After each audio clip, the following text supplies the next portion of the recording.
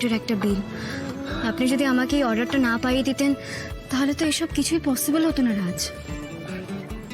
কি যে বলছেন না, আমি কিন্তু আপনাকে কোনো অর্ডার পাইয়ে দিইনি। মানে আমি কিন্তু সত্যি বলছি। এটা আপনারা কি করছেন? প্রাণে বাঁচতে চাস তো গাড়ি থেকে নেমে আয়। নেমে আয় বলছি, নাহলে এখানেই পোস্টার করে দেবো।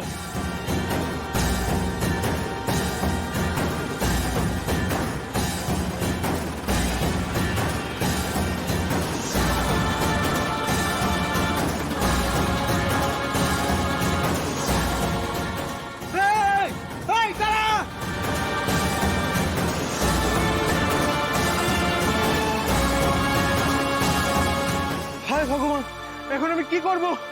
ম্যাডাম, আমি বুঝেছি আপনি কেন এই বিষয়টা আমার থেকে লুকোতে চাইছেন। আসলে আপনি আমাকে আর আপনার কাছে ঋণী করে রাখতে চান না, তাই তো? আমি কিচ্ছু লুকাচ্ছি না। মানে এই 7 লাখ টাকার অর্ডার, ইনসেন্টিভ। গেল মায়ের হসপিটালের বিল মেটাতে পারছিলাম না, তারপরে যদি পিকআপ ভ্যানটা না খুঁজে পাওয়া যায়, সত্যি যদি জিনিসগুলো খুঁজে না পাই, আমি বুঝতে পারছি না আমার জীবনটা না শেষ হয়ে যাবে। ওই জিনিসগুলো যদি সত্যি চুরি হয়ে যায়, ওই জিনিসগুলো যদি আর খুঁজে না পাওয়া যায়, আমার জীবনটা শেষ হয়ে যাবে। রাজ, আপনি মাথা ঠান্ডা করুন, আমি ওই কথা বলছি না। আপনি একটু বোঝার চেষ্টা করুন। দেখুন, টিপটপের ওখান থেকে আপনি একটা বুকিং পেলেন, আপনি ওই বড় ফ্ল্যাটে গেলেন, ওখানে আপনাকে ফাঁসানোর চেষ্টা হলো। আর আজকে একটা বড় অ্যামাউন্টের আপনি অর্ডার পেলেন, আর তারপর যখন পিকআপ ভ্যান সেটা নিয়ে বেরোলো, সেটা চুরি হয়ে গেল। আমার কোথাও না, মানে এখানে একটা গভীর ষড়যন্ত্রের গন্ধ পাচ্ছি আমি। কিন্তু আমার এগেইনস্টে এত বড় একটা ষড়যন্ত্র কে করবে রাজ? সেটাই তো আমাদের জেনে বার করতে হবে শ্রী। তাই আপনাকে বারবার বলছি, থানায় কিছু এখন জানাবেন না। হতেই তো পারে যে থানা থেকে আমাদের শত্রুরা সবকিছু জেনে গেল। আমাদেরকে এই পিকআপ ভ্যানটা খুঁজে বের করতে হবে। কিন্তু এসব আপনি কি বলছেন? আমি অন ডিউটি আছি, এতগুলো টাকা জিনিস চুরি হয়ে গেল, আপনি বলছেন পুলিশকে খবর না দিতে? শ্রী প্লিজ প্লিজ মাথা ঠান্ডা করুন। এই চুরির ব্যাপারটা অন্য কেউ জানলে আরো বড় প্রবলেম হতে পারে। দেখুন, এখন আমাদের ধৈর্য আর সাহসের পরীক্ষা দিতে হবে। আপনি আমাকে 2-3 ঘন্টা দিন, আমি কিছু করছি। দাঁড়া, আমি বুঝতে পারছি না রাজ, আপনি 2-3 ঘন্টা সময় নিয়ে কি করবেন? আপনি একা পারবেন না। আপনি কি ওদেরকে খুঁজতে যাবেন নাকি? পুলিশ ছাড়া এই কেসটা সলভ করা সম্ভব নয়। আমরা পিকআপ ভ্যানটা খুঁজে পাবো না, পুলিশকে একটা ফোন করতেই হবে। শুনুন আমার কথাটা একবার শুনুন প্লিজ। এক মিনিট, দাদা ফোন করছে। হ্যাঁ শোন না স্মৃতি, কোথায় আছিস রে? আসলে মাকে ওরা রিলিজ করতে চাইছে না। যতক্ষণ না পুরো টাকাটা মেটাচ্ছি ততক্ষণ ওরা মাকে ছাড়বে না বলে দিয়েছে। দাদা শোন না, মানে একটু অনুরোধ করে দেখ না, যদি ছেড়ে দেয়। আরে তোর কি মনে হয় অনুরোধ আমি করিনি? সমস্ত কিছু হয়ে গেছে। সমস্যাটা হচ্ছে এই মুহূর্তে পুরো টাকা জোগাড় করাটা আমার পক্ষে সম্ভব না। আমার কাছে নেই এই টাকাটা।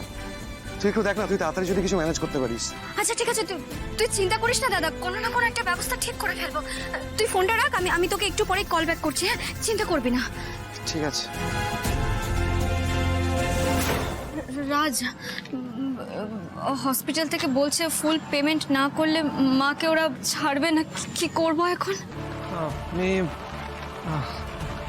আপনি একটা কাজ করুন, আপাতত আপনি বাড়িতে যান, এই হাসপাতালের ব্যাপারটা নিয়ে বাবার সাথে একটু কথাবার্তা বলুন। আর একদম এদিকের ব্যাপারে চিন্তা করবেন না, আমি কিছু না কিছু করছি। শুনুন রাজ, 2-3 ঘন্টার মধ্যে যদি আপনি কোনো খবর না দিতে পারেন, আমাকে কিন্তু শোরুমে পুরো বিষয়টা জানাতেই হবে। কারণ এই অর্ডারটা আমি নিয়েছিলাম, পুরো বিষয়টা আমার দায়িত্ব ছিল। আমি এতটা দায়িত্ব জ্ঞান হতে পারবো না রাজ। শ্রী, এই গাড়ির ব্যাপারে আপনি আমাকে ভরসা করতে পারেন, কিন্তু তুই আপাতত আমার একটা কাজ করে দে তো। কি কাজ? এই কলকাতায় এই যেসব চোরের গ্যাংগুলো আছে না, তাদের নামগুলো আমাকে বল। আর হ্যাঁ, ওই গ্যাংয়ের লিডারদের নাম্বারগুলো আমাকে দে। কেন রে, কি হয়েছে বাবা? এই তো বিজনেসের মধ্যে গ্যাং ট্যাং ঢোকাবি না বাবা, না আমি বারণ করছি এসব। না না মা, এটা অন্য কেস, বোঝার চেষ্টা করো। কেসটা কি বল না। বলছি আসলে কি জানিস তো, এই শ্রী যে শোরুমে কাজ করেন, সেখান থেকে একটা ট্রাক অনেক মাল নিয়ে ডেলিভারির জন্য বেরিয়েছিল, মোটা টাকার ডিল, কিন্তু মাঝ রাস্তায় চুরি হয়ে যায়। সে কি রে বাবা, তো বিরাট ব্যাপার। হ্যাঁ মা, বিরাট ব্যাপার।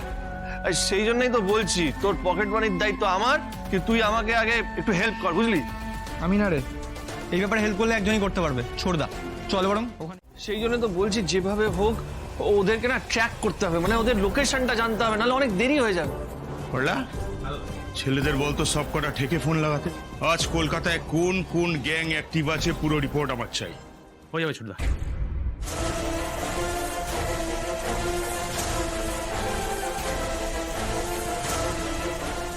হ্যাঁ হ্যালো, ওই যারা ভ্যান চুরি হয়ে গেছে দক্ষিণ কলকাতায় কারা অ্যাক্টিভ ছিল একটু বলতে পারবি? কি বলছিস কি? শিবুদাকে পুলিশে নিয়ে গেছে? তাহলে তো এটা শিবুদার কাজ না।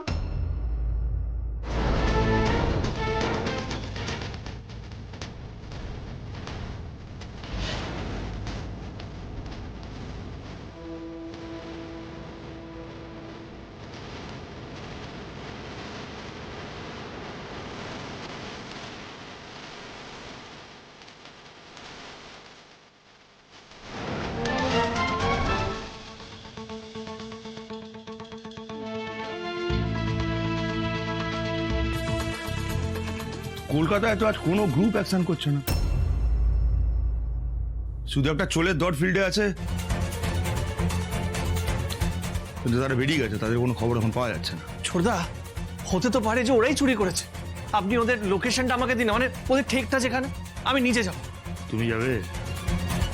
বেশ, জোকাটোপকে রামপুর রোডের উপর একটা পুরনো ফ্যাক্টরি পাবে, একবার সেখানে গিয়ে দেখো তো। থ্যাংক ইউ ছোটদা। এই কি আমার হাত খরচাটা? না এই না,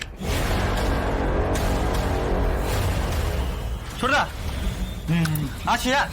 ভাই গেলাম।